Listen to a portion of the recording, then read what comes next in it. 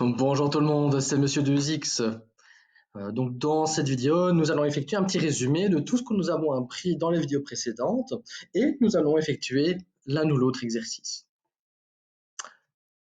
La première chose qu'on a apprise, c'est que deux caractéristiques qui étaient proportionnelles l'une à l'autre ou qui l'étaient à constante près et qu'on va noter par y et x, eh bien on peut toujours les modéliser par une équation du premier degré à deux inconnus qui s'écrit sous la forme y égale mx plus p. Donc, reprenez, gardez en tête l'exemple du garagiste. Ce qui jouait le rôle de y, c'était le prix, et ce qui jouait le rôle de x, c'était le nombre d'heures. Le y, ce qui doit être calculé, c'est la variable dépendante. Pourquoi elle est dépendante? Parce que y, on a besoin de x pour calculer y. Et x est la variable indépendante parce que si je connais x et que je connais les deux coefficients ici, m et p, eh bien je peux calculer le y. Alors, point de vue vocabulaire, on avait dit que le coefficient de la variable indépendante, donc ici le m, et on va toujours utiliser cette notation-là donc dans un premier temps, eh bien le m est appelé la pente ou le coefficient angulaire de la droite. C'est quoi l'idée derrière cette pente? C'est que là, il faut se rappeler le petit schéma, c'est que un petit schéma avec les flèches, c'est que chaque fois que les valeurs du x va augmenter de 1, eh bien la valeur de y va augmenter de cette pente. De nouveau, repensez à cet exemple avec les garagistes. Pour le premier garagiste, lorsque le nombre d'heures augmentait, le prix augmentait de 60 € ou de 70 € pour le deuxième, ou inversement. Et donc chaque fois que le x va augmenter de 1, le y, on sait, va augmenter de cette pente. Le coefficient p, c'est ce qu'on avait appelé l'ordonnée à l'origine. Donc le nombre qui n'est pas associé à la variable x. C'est donc le p va donc être la valeur qui va être attribuée à y lorsque x égale 0 dans ma relation ici. Si x égale 0, si je fais m fois 0, ben un nombre fois 0, ça me donne 0, donc ça disparaît, et donc le y vaut bien le p. Et graphiquement, on a observé que deux caractéristiques proportionnelles ou proportionnelles à constante près, qui sont décrites par une équation du premier degré à deux inconnus, eh bien, elles seront toujours décrites graphiquement par des droites. Si le P vaut 0, si ça disparaît, eh bien on sait que cette droite va passer par l'origine du graphique, donc le point 0, 0. Si le P est différent de 0, eh bien la droite va passer par le point 0P. Alors, de nouveau, repensez à l'exemple des garagistes. Le graphique qui était associé au premier garagiste passait bien par 0, 0. Le deuxième graphique, il commençait plus haut, au point 0,40. Pourquoi? Parce que le deuxième garagiste, il demandait 40 € de main-d'œuvre fixe. Et donc, même si le garagiste ne travaillait pas, il pouvait théoriquement vous facturer 40 €. Alors, graphiquement, on va représenter graphiquement toutes ces observations. Donc, lorsque la pente M est positive, donc vous observez ici l'ordonnée à l'origine, c'est donc bien la valeur de y lorsque le nombre, le x vaut 0. Donc votre ordonnée à l'origine, le p, le coefficient p de votre équation se trouvera toujours sur votre axe y. Et donc vous avez déjà automatiquement un point de passage de votre droite. Deuxièmement, rappelez-vous ce qu'on a dit dans le slide et rappelez-vous le schéma. Lorsque la valeur du x augmente de 1, le prix va augmenter de m. Donc dans le cas ici où la pente est positive, eh bien, si je bouge de 1, si mon x augmente de 1, mon y, donc verticalement parlant, je vais augmenter de m. Et donc ça c'est assez pratique parce que ça vous donne un deuxième point, automatiquement un deuxième point par lequel passe votre droite. Et étant donné que pour tracer une droite, vous n'avez besoin que de 2 points, eh bien c'est fini, c'est gagné. Vous pouvez alors relier vos deux points par une droite qui est infinie. Et ce qui est génial, c'est que cette construction 1M, peu importe où vous vous positionnez sur votre droite, par exemple si je me positionne ici, eh bien je sais de nouveau que si je fais cette construction 1M, eh bien je vais retomber automatiquement sur un point de la droite. 1M, 1M. Si je pars de là, 1M, je vais retourner là. Mais ça, c'est dans le cas où la pente est positive. Et donc, on peut déjà en tirer une conclusion, c'est que si la pente est positive, eh bien, votre droite va ne faire que monter. Alors, dans un certain sens, on le savait déjà, parce qu'on a vu, on a fait des rappels et on a fait des compléments sur les expressions du premier degré, et on remarqué, parce qu'ici, c'est bien une expression du premier degré, et on avait remarqué on avait déjà remarqué à l'époque, et je mettrai le lien vers cette vidéo, que si la pente était positive, eh bien que les valeurs de mx plus p ne faisaient qu'augmenter. Et donc, tout se regroupe, c'est génial. Dans le cas où votre pente est négative, l'idée est la même, vous avez toujours votre ordonnée à l'origine, qui est la valeur du p, et ici, dans le cas où votre pente est négative, est un nombre négatif, eh bien le mouvement qu'on va faire, c'est toujours 1, lorsque les x augmentent de 1. Alors ici, mon m est négatif, donc je vais descendre.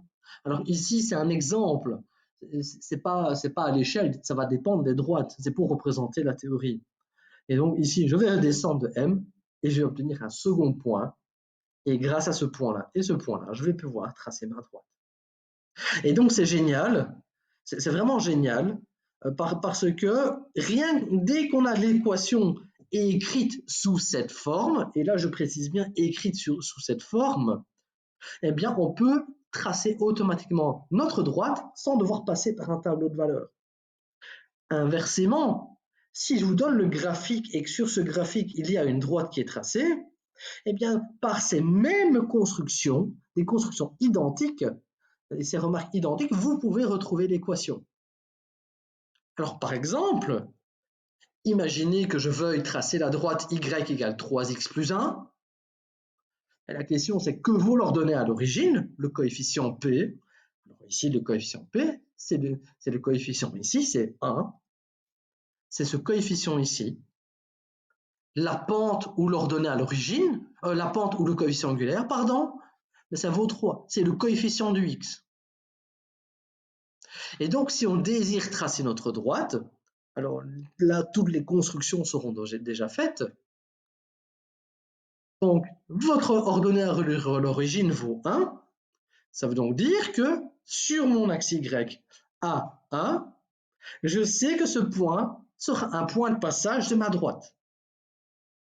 On se rappelle le mouvement 1, lorsque les x augmentent de 1, mais y, donc verticalement parlant, ça va augmenter de m. Mais ici, m vaut 3, donc je vais faire 1 et je vais monter de 3. Et je sais pertinemment bien que le point en lequel je vais tomber, donc ce point-ci, sera aussi un point de passage de ma droite. Et donc j'ai 2 points, et je peux donc les relier, et je peux donc construire ma droite. Et vous obtenez la figure affichée à l'écran. C'est simple, hein? Deuxième exemple, de nouveau, que vaut l'ordonnée à l'origine? Ici, c'est moins 2. Que vaut la pente?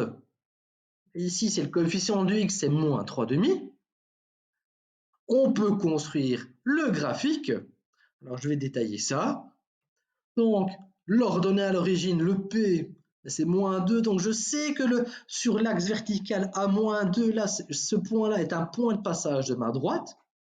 la pente vaut moins 3,5, on pense au mouvement, donc on fait toujours un mouvement de 1, et ensuite, on va descendre ici de 3,5. Donc 1, moins 3,5, et le point que j'obtiens de nouveau, en lequel je tombe, eh bien, c'est de nouveau un point de passage de ma droite, et je peux donc construire ma droite. Et donc, les coordonnées qui sont données ici sont les coordonnées de ce point-là et de ce point-là. Alors, inversement, si je vous donne le graphique, on peut en retrouver l'équation. Voici le graphique que je vous donne. Eh bien, quelle est la première chose qu'on repensait aux constructions qu'on faisait tantôt? Quelle était la première chose qu'on plaçait sur notre graphique? On y plaçait notre ordonnée à l'origine. Donc l'ordonnée à l'origine, c'était le point de passage de ma droite au niveau de l'axe vertical. Alors ici, ben, où est-ce que ma droite va croise l'axe vertical? Ben, c'est ici. Donc, vu que ici, le point de passage sur l'axe vertical, le croisement se fait en 1, eh bien, je sais que le coefficient petit p vaut 1. Et maintenant, on repense au mouvement qu'on doit faire pour placer la pente. Je dois toujours faire 1. Et alors, ensuite, ben, je dois retomber sur ma droite dans ce cas-ci. Alors, est-ce que en montant, est-ce que je vais monter, est-ce que je vais me diriger vers la droite? Non. Ici, remarquez que si je fais 1, lorsque je suis là, je suis obligé de descendre pour retomber sur un point de ma droite. Et donc, de combien vais-je devoir descendre? Donc, je dois faire 1, et lorsque je suis là, je dois descendre de 2. Et donc, je sais que ma pente vaudra moins 2. Et donc, l'équation de ma droite, c'est moins 2x plus 1. Dernier exemple. Donc, ici, je vois une droite qui monte. Donc, une droite qui monte, on repense à tantôt. Ah, ça monte. Donc, je sais déjà dire que la pente va être positive. Même construction. Première chose qu'on cherche, c'est où est-ce que cette droite croise l'axe vertical. Ici, à moins 2. Donc, je sais que l'ordonnée à l'origine vaut moins 2. Donc, mon P vaut moins 2. On repense au mouvement. 1. Alors maintenant, est-ce que je vais monter ou descendre ici pour retomber sur ma droite? Mais si je fais 1, je n'ai pas le choix, je suis obligé de monter. Et je vais monter de combien? 1, 2, 2,5. Donc, ma pente, elle va valoir 2,5, 2,5 ou 5,5. Donc, l'ordonnée à l'origine, elle vaut moins 2, la pente vaut 5,5. Donc, l'équation de ma droite, c'est 5,5 de x moins 2.